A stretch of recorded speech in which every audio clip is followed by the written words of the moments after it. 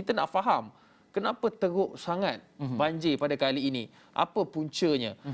Adakah sebab sistem perparitan ataupun kita tidak mampu untuk menguruskan aliran air ini, ataupun memang ia diakibatkan oleh climate change ataupun perubahan cuaca climate ini.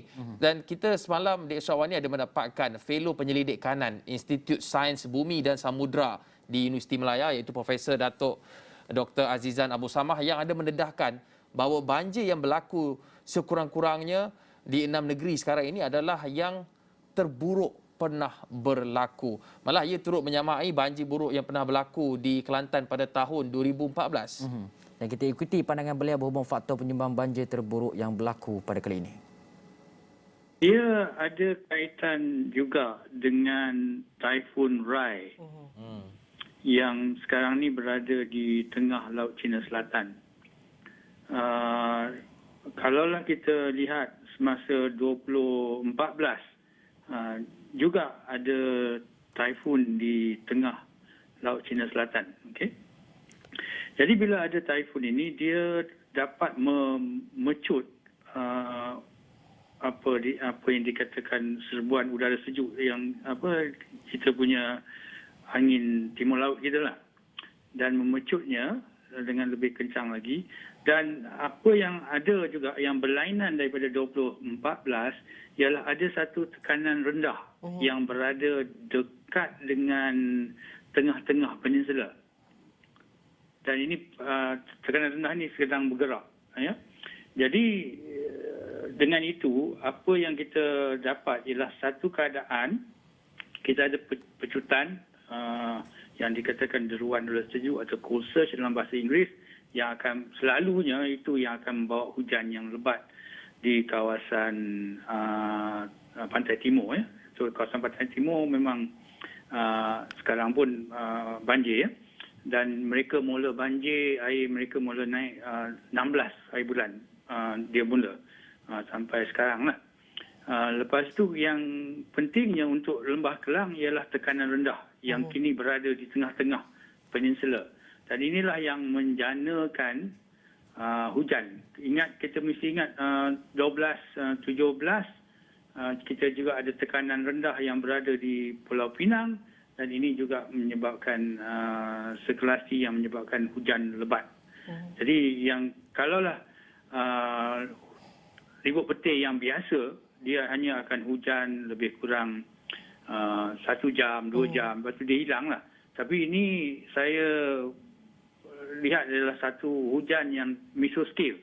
Iaitu satu sistem yang orang dapat janakan hujan dengan lama. Tapi ditambah pula dengan Kelang, sekarang ini ialah musim air pasang besar. Ya. So air pasang sampai hari Ahad. Di mana air pasang ialah 4.6, bukannya tinggi sangat. Tapi kalau tinggi itu ialah 5.1, tapi masih lagi bermasalah kerana air yang nak keluar daripada darat tak boleh keluar lah. Pasal dia adalah air pasang besar sampai hari Ahad ini. Jadi saya tengok daripada forecast dan sebagainya, sistem ini akan bergerak dan akan berada di Sumatera. Sistem tekanan rendah ini dia dibawa oleh angin, ya. Dia akan berada di Sumatera dan expect akan reda pada pukul 2 petang. Dan akan reda completely about 2200 pukul 10 petang. Itulah ramalan yang dibuat oleh ramalan lah. Jangka turun sampai lebih kurang pukul 2 tengah hari. Itu jangkaan dia. Tak boleh laku apa lah dia nak hujan. Dia akan hujan ikut the forecast. Dia hujan sampai pukul 6 pagi dia akan hujan lagi. Dia akan mula reda pukul 2 tengah hari. Dan itu mengikut ramalan lah. Ya. Dan hujan dia memang lebat. Dia sekarang ni ada satu tekanan rendah yang berada di tengah-tengah peninsula. Alright, okey. Inilah yang menjanakan hujan. Hujan, dan bila saya kata hujan, ini hujan besar-besaran ni, bukan dia hujan bukan daripada Melaka sampai ke Ipoh. Ini mesoscale cloud system lah. Dia organized convection. Jadi organized convection ini yang teratur ni dia boleh hujan kalau ribu petir yang biasa dia boleh hujan 3-2 jam habislah. Tapi itu bukan. Ini adalah satu sistem tekanan rendah yang berada di tengah-tengah peninsula dan dia organize the convection supaya convection tu ataupun perlakan tu bertahan sampai orang kata pada kalau saya tak salah 17 hari bulan sampai sekarang lah.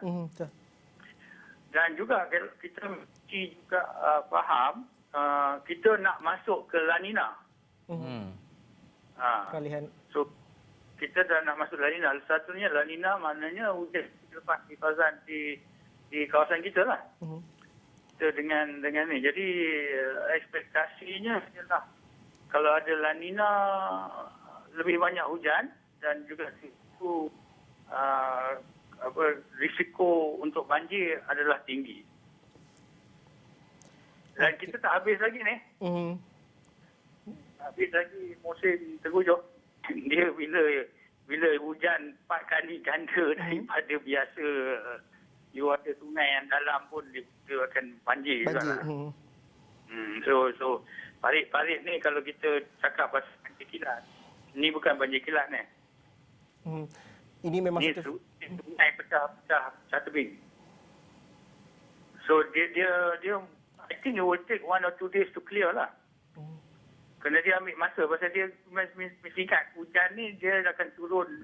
Dia hujan ni saya bawa kereta daripada Kuala Lumpur pergi ke Ipoh. Hujan orang kata selama-lamanya lah. Jadi, bayangkan banyak mana air yang turun di jalan. Right? Dan air ini akan turun melalui sungai.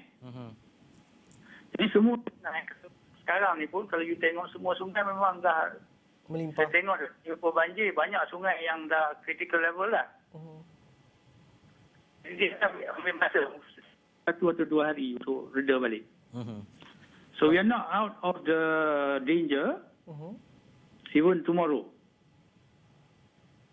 Because air dah turun daripada banjaran apa semua. Dan sungai kalau saya tak salah ikut info banjir masih banyak sungai masih lagi dalam keadaan berbahaya. Hujan InsyaAllah by Monday kita akan reda sikit. Dia maknanya dia akan take about 24 hours to go down the river. So maknanya katalah berhenti sekarang 20 jam 24 jam dia akan ambil masa lah. Jadi kita mungkin cuaca baik apa semua tak hujan tapi sungai masih lagi orang kata critical level. Dia kita kena ingat bukannya hanya hujan di Kelang, Lembah Kelang ni dia hujan kat banjaran tu. Di keseluruhan. Banjaran Tita Wangsa kan. Jadi dia akan turun lah. Daripada banjaran Tita Wangsa dia akan dibawa oleh sungai.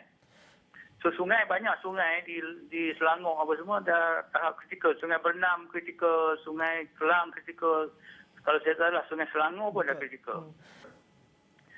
Satu sistem ialah tekanan rendah yang berada di tengah peninsula. Ini yang menyebabkan dia hujan yang berlaku di pantai barat. Pantai timur dia berkait dengan cold surge. Maknanya luruhan udara sejuk. Yang also berkait jugalah dengan Rai.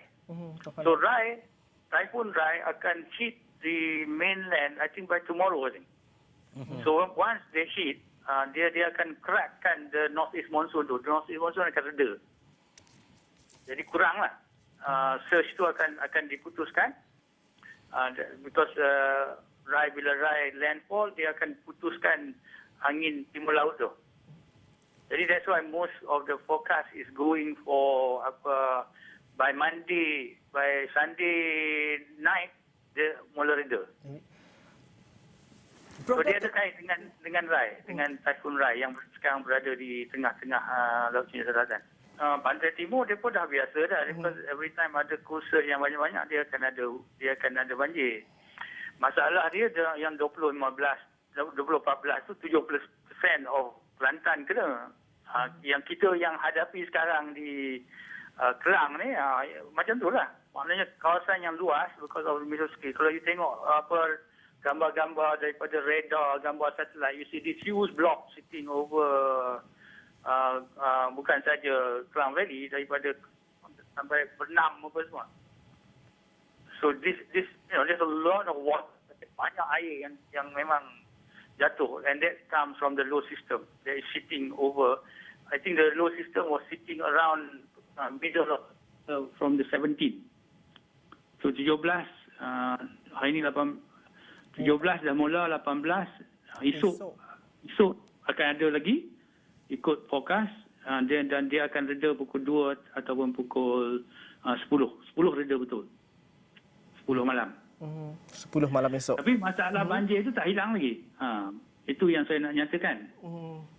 Kerana jumlah air yang turun banyak dan dia akan disalur oleh sungai. Dan selalunya dia mengambil masa 24 jam.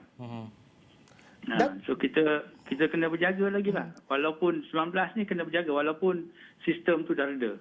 Well, macam orang Kelantan lah. That means those yang affected, they have to be moved to pusat pemindahan lah.